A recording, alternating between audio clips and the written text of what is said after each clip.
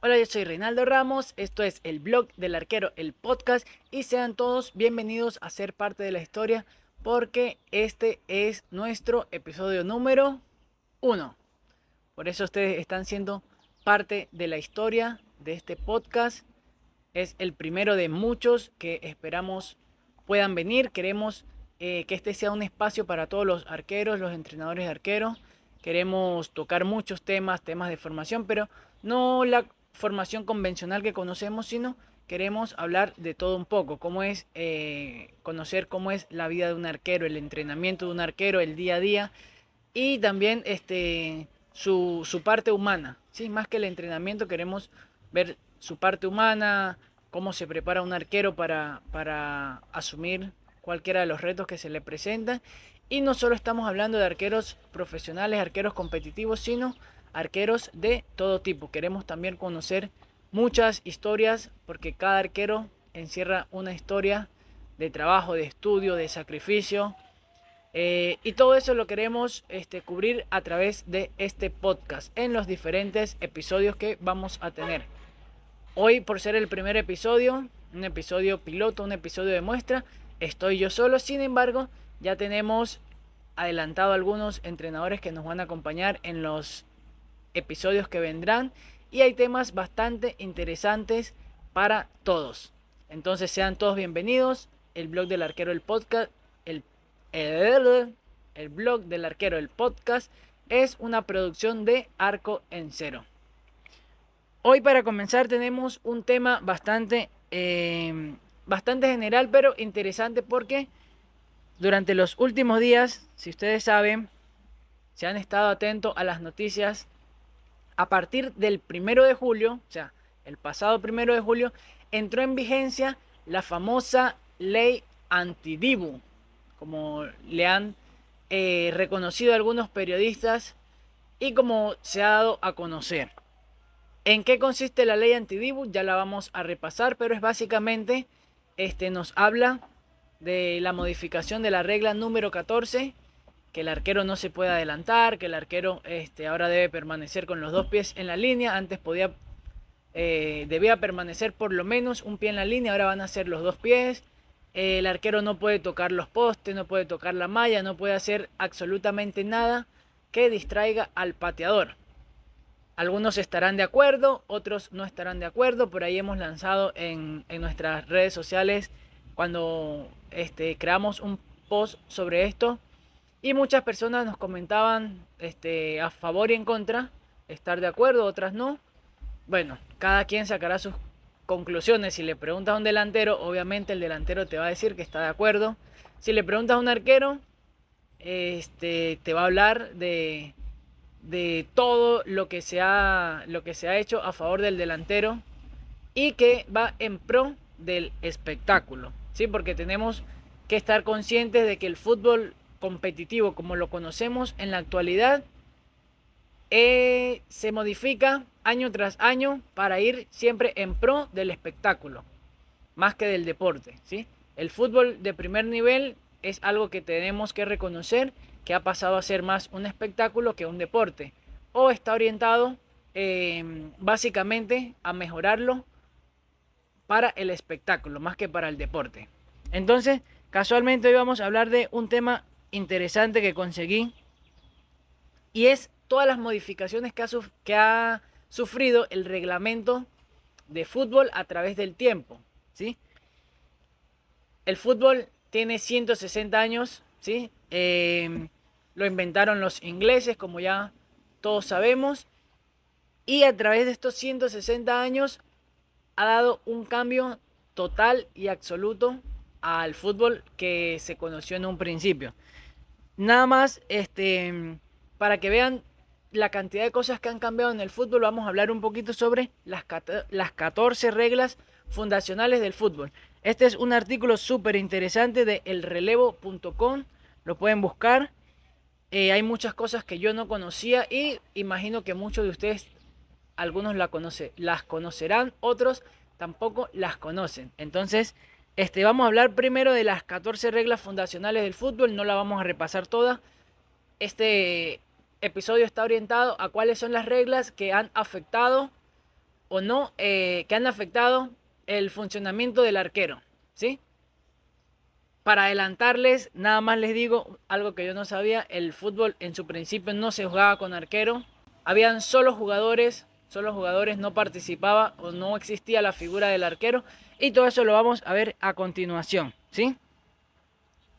Hay algunas reglas que eran una total locura y que gracias a Dios han venido modificándose a través del tiempo. Lo principal, bueno, el terreno de juego eran 200 yardas, eran 183 metros de largo. O sea, actualmente la medida de un campo de fútbol tradicional va entre los 90 y los 120, un campo súper grande, pero normalmente está entre los 90 y los 100 metros de largo. Hace 160 años, cuando se fundó el fútbol, se jugaba en un campo de 183 metros de largo y 100 metros de ancho. O sea, lo que hoy conocemos como el largo, en ese momento era el ancho de una cancha. Ya por ahí vemos uno de los cambios. Otra cosita: tras cada gol se cambiaba de campo y saca del centro el equipo que lo haya recibido, ¿sí? Actualmente el saque es igual, el equipo que recibió el gol es el que hace el saque, pero no se cambiaba tras cada gol. En estas instancias, hace 160 años, cada vez que se hacía un gol, se cambiaban de campo. La regla número 4 dice que se consigue gol al pasar el balón entre los postes. Eso sí, igual como lo conocemos ahora. Regla número 5 dice que cuando el balón sale de banda, saca el primero que coja el balón y lo lanza al campo en línea recta. Bueno, gracias a la IFAD, a la FIFA y a todos los que han sido partícipes de estos cambios, porque es una incongruencia, por decirlo así, que el equipo que haya votado, si lo agarra primero, puede tener la opción de sacar. Sí, actualmente, bueno, tiene mucha más lógica porque el equipo que bota el balón es el que no va a sacar el equipo afectado, en este caso. La regla número 6 nos hablaba del fuera de juego, que incurre aquel jugador atacante que esté más adelantado que el balón en el momento de producirse un pase avanzado. Y así, diferentes reglas. No se puede avanzar con el balón en las manos, eso es obvio. Había una regla, la número 8, Fire Catch, dice: si un jugador coge el balón con las manos directamente en el aire y lo reclama clavando el talón en tierra, tiene derecho a un tiro libre. O sea, bueno, para entender este tipo de reglas, tenemos que saber que el fútbol, como lo conocemos actualmente, se juega con los pies, solo el portero puede jugar con las manos. Pero en los inicios era un deporte mucho más parecido al rugby que a lo que hoy conocemos como el fútbol. Por eso nos habla de este tipo de reglas como el Fire Catch, que dice que si un jugador coge el balón con las manos en el aire y lo reclama clavando el talón en tierra, tiene derecho a un tiro libre, ¿sí? Actualmente, obviamente, no se maneja este tipo de reglamentos porque el fútbol que conocemos actualmente es estrictamente con los pies, a excepción del arquero, que en algunas oportunidades o puede agarrar el balón con las manos. Digo en algunas oportunidades porque conocemos que cuando un compañero se la entrega no la puede agarrar con las manos, solo cuando viene de un contrario. Y las demás reglas son reglas: no se puede lanzar ni pasar el balón, no se puede coger el balón del suelo con las manos. Tras botar el balón en el suelo se puede coger con las manos y pasarlo. Es más que todo ese tipo de reglas. Pero vamos a lo que nos interesa, y es las modificaciones que ha tenido la regla y que han afectado o han beneficiado directamente a nuestro puesto, que es el de los arqueros. Miren que el fútbol fue creado por los ingleses, o se jugó por primera vez en 1863. Por eso decimos que este año tiene 160 años. 1863. Ahora miren que En 1871, o sea, 8 años después, es cuando apenas se modifican las reglas para incluir a un guardameta. Sí, como les adelantaba, no se jugaba con guardameta sino hasta el año de 1871. O sea, 8 años después de fundado, se dan cuenta de que hace falta un guardameta y modifican las normas para incluirlo. Y del que inicialmente se decía que podía coger el balón con las manos para defender su portería. Desde entonces ha habido varios cambios respecto a su función en el campo. Los más recientes, el no permitir coger el balón tras un pase del compañero, lo que le decía hace un momento. Esa se modificó en 1992 y se dice que es una de las reglas que cambió el fútbol moderno como lo conocemos. ¿Por qué? Porque le dio más dinámica, porque lo hizo mucho más atractivo. Antes podían tocar. Cuando me iban a presionar o atacar, el arquero agarraba su balón con las manos y ahí moría la jugada. Entonces le daba un poco de... aburría un poco el espectáculo, el juego. Y a partir de 1992 se dieron cuenta que había que hacer el fútbol mucho más dinámico, mucho más atractivo.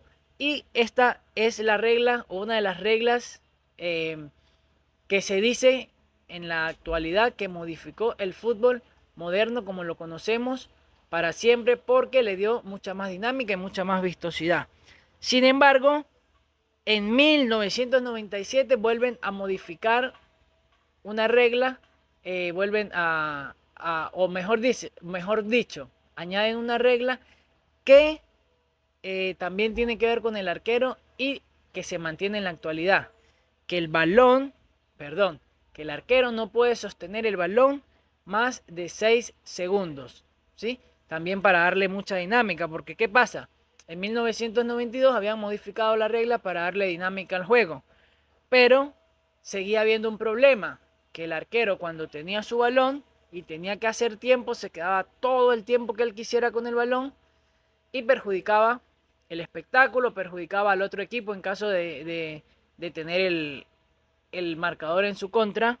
Entonces, en 1997 viene la modificación de esta regla. Cada año, la IFAD, prácticamente cada año, la IFAD, para los que no lo saben, la IFAD es el ente encargado a nivel mundial de todo lo que es la regulación del fútbol, todo lo que es la reglamentación. Ellos se reúnen cada año para discutir si alguna regla está causando problemas, si está haciendo menos atractivo el espectáculo o si se está malinterpretando, etc. Y también se reúnen cada año para anexar o corregir ciertas reglas, ¿sí? ¿Qué pasa? Los últimos años se había modificado la regla número 14, que es la que tiene que ver con los penales. Primero, el arquero podía, al momento de que el pateador cobrara su penal, el arquero podía estar por delante de su línea, ¿sí? O era muy, muy flexible en ese sentido. ¿Qué pasa? Que muchos arqueros comenzaron a aprovecharse de eso para dar 2, 3 pasos adelante y lanzarse. Ahí vino la primera modificación. ¿Qué dice la regla? Que el arquero se va a mantener en su línea hasta el momento que el pateador toque el balón y ahí se puede adelantar, ¿sí? Después viene la modificación de que el arquero debe tener obligatoriamente por lo menos un pie sobre la línea al momento de que el pateador cobre. Y ahora entra en vigencia con la regla número 14 o parte de la regla anti-dibu, la modificación de que ahora el arquero se va a mantener con sus 2 pies sobre la línea y solo puede desplazarse a los lados al momento de que el cobrador patee. El arquero no puede distraer al cobrador y creo que es una de las reglas que más mal ha caído en el mundo del arquero, porque nos parece, bueno, por lo menos es mi opinión personal, como les digo, lo posteamos hace unos días en redes sociales y mucha gente está a favor, mucha gente está en contra, pero mi opinión personal o lo que manifestamos los arqueros, los entrenadores de arqueros, es que cada vez se favorece mucho más al delantero. De por sí que en un penal ya el delantero o el cobrador, en este caso, ya tiene cierta ventaja, porque las distancias son cortas, la velocidad del balón cada vez son velocidades más altas y ahora prácticamente limitan el movimiento del arquero, limitan que pueda hablar o que pueda valerse de ciertas picardías que lo hacía como lo hace el jugador, porque el jugador cuando hace una finta que engaña para un lado para el otro, es también parte de la picardía del fútbol, es distraer, son estrategias que si bien son válidas, algunas personas la ven bien, otras personas la ven mal. Y ahora con la llegada de esta nueva regla, creo que se afecta un poco lo que es todo lo que es la actuación del portero, favoreciendo siempre al delantero. Y de esta manera vamos llegando al final de nuestro primer histórico episodio. Gracias a ustedes por ser parte de esta historia y queremos invitarlos a seguirnos en todas nuestras redes sociales. Nos consiguen en Facebook, TikTok, Instagram como El Blog del Arquero y en YouTube como Arco en Cero. Les recordamos que El Blog del Arquero, el podcast, es una producción de Arco en Cero. Si te gustó el video, si te ha sido útil, si crees que le será útil a alguien que conoces, a un arquero, a un entrenador de arquero, y quieres compartirlo, te estaremos agradecidos. Nos vemos la próxima semana con un nuevo episodio.